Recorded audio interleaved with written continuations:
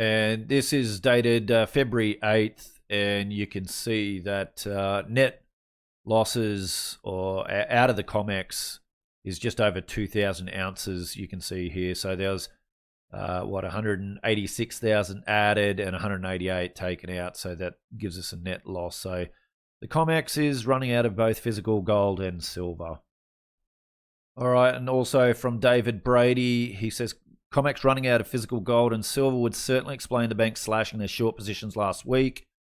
The COT commercials cut their net short positions almost 20% or 48,000 contracts in 1 week, the most since April 2019, and the sixth fastest rate since 2015. Typically a sign of a big bounce. Now have their smallest short position since September, when gold bottomed at 1721. All right, so that last chart was actually dated Feb 7, not Feb 8. Here's Feb 9, and you can see the amount of ounces. Over 2.7 million ounces have gone from eligible to registered. That last one was, 188,000, which ultimately results in a net loss of 40,500 ounces of silver, and for gold, it's about 65,000 ounces. And gold is looking very interesting from this chart. The fact that gold and silver haven't been smashed down as much as I thought they may have, and the fact they've bounced back so quickly, shows that there's really good support in the metals, and it confirms what I've been told from institutional investors who are starting to jump back into this sector. So this is actually quite exciting and gives me a lot of confidence.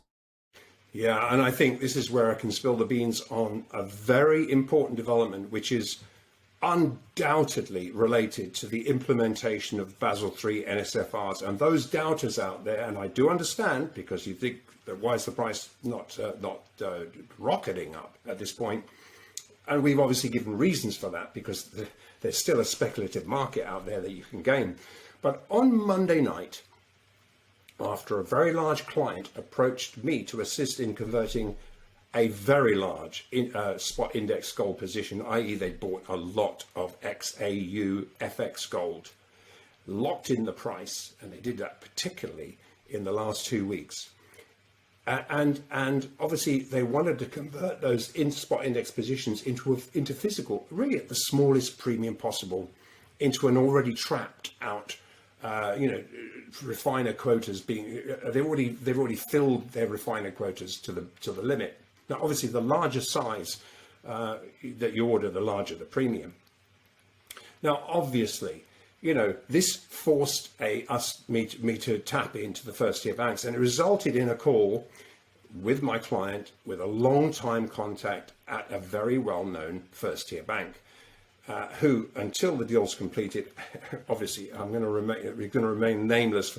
I will go public with this, but right now the deal is still being secured. Now, during this conversation, though, this is the point. The client and I discussed, well, okay, how's Basel III net stable funding ratios, how it was impacting their business, their balance sheet, etc., etc. And we were informed that this first-tier bank had just finished unloading all their remaining unallocated gold contracts. Now, we empirically sensed this was going on. We could see by the footprints, but confirmed that they just done this, and literally, we're talking about into the end of last week, or even as recently as Monday. And now they are 100% Basel III compliant. And although this was made clear that this was off the record, I have absolutely no reason to doubt this is true. We've seen the footprints already. Now, needless to say, look, we're going to dig deeper into this revelation. Now, if one major LBMA market maker has capitulated, it suggests the BIS is clearing out unallocated risk. And while not unexpected, this is a significant bullish development. And I'll be going public on this, as I say, as soon as possible. Now, the bank, this bank has a gold account with the Bank of England. and is positioned to act as an agent for the BIS.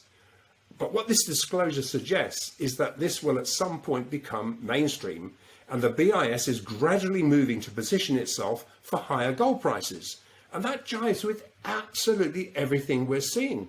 And now we're even more certain this information is related to the active sovereign that we've been reporting over the last 2 weeks, taking advantage of specs auto-selling into these bearish crosses.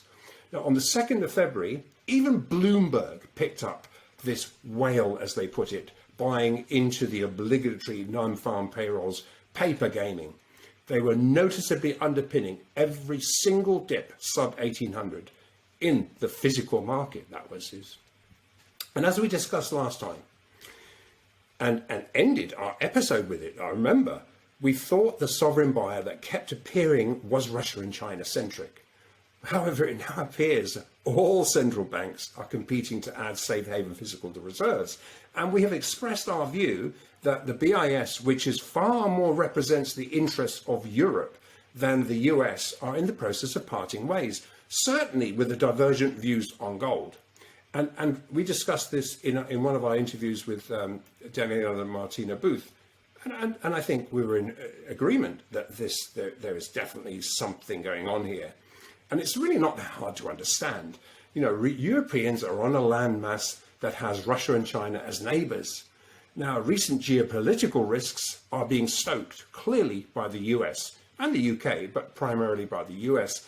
And I hear a lot of feedback about such a split between the US and Europe is inevitable and being brought forward. So let's have a look at this Bloomberg article that Andrew Maguire was speaking of. Looks like there's a whale snapping up gold bullion below 1800. Metal went from $150 discount to a $20 premium to fundamentals. Scale of purchases point strongly towards sovereign buyer. Since breaking above the round number in July 2020, the gold price dipped below it 19 times on a closing basis, only to regain its footing.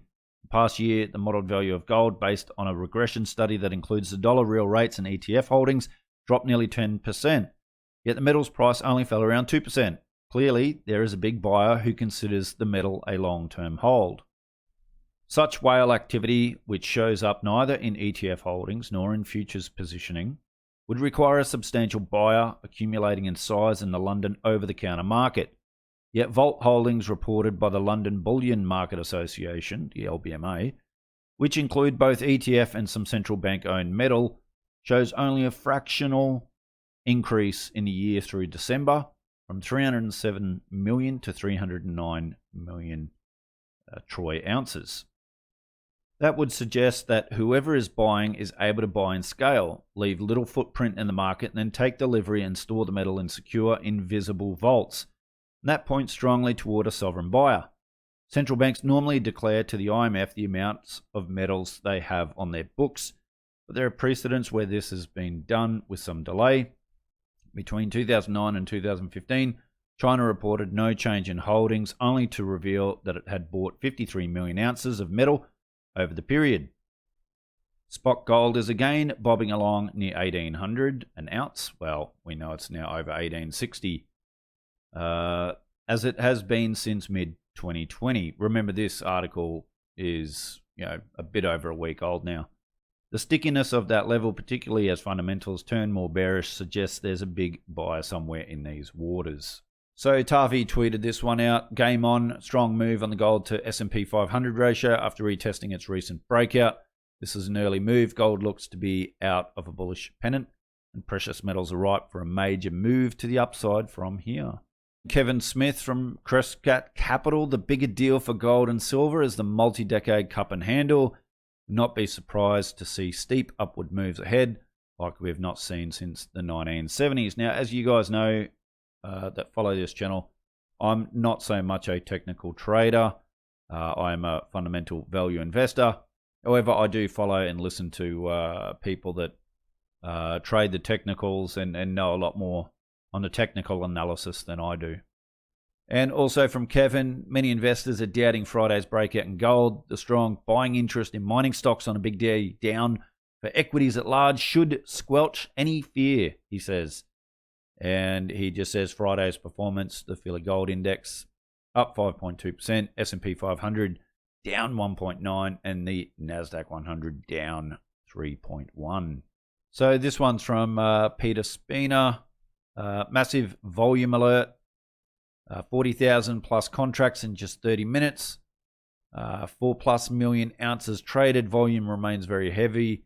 Managed money shorts likely getting smoked out by the commercials now. So also from Peter, another jump to the next minor resistance around 1861. Then it is 1880, more important than 1919 technically. Break that and it's off to record highs. So this is getting very interesting. James Turk tweeted out late last week, major breakout in gold late Friday. Next week we need upside follow through and declining gold silver ratio to confirm new leg up is beginning. Rising precious metals not just because of inflation. Counterparty risk is growing too, as he discussed with King World News. And that's my argument with the whole precious metals market, is we can look at negative real rates, we can look at inflation, CPI, we can look at a whole range of things. We can look at the manipulation in the precious metals market and the shorting that goes on, the unallocated stuff that's that goes on. But ultimately, it comes down to more buyers and sellers. In particular, and I've had conversations, private conversations with some institutional investors. And my argument, just from private conversations, is that the bullion banks, when their large customers are buying, then they don't do the manipulation. They don't tamp down. They don't do the short positions because they want their customers to make some profits. They want their customers to make some profits, especially their large customers. And that's where we see these bull runs, these big legs up in gold and silver. But then when their large customers get out, and a lot of them got out in August 2020, we saw that big run up from the March lows up through August. They said to me that they got out in August 2020, right at the top. And then the bullion banks are free to do whatever they like. And so once again, I think there's some validity to that. And I'm hearing in private conversations that institutional investors are now looking at risk on, risk off, and they're seeing issue with counterparty. They're seeing that CPI and inflation is not transitory at least in the way the central banks argue. And so they want to move to a safe haven. And so the question is this run in gold going to continue? Is Basel III working? Well, I'll leave that up to you guys. What do you guys think? Love to see your thoughts and opinions in the comments below. If you like this video, please hit that like button. Really do appreciate it. Take care, guys, and I'll see you all again on another episode of Finance Uncut.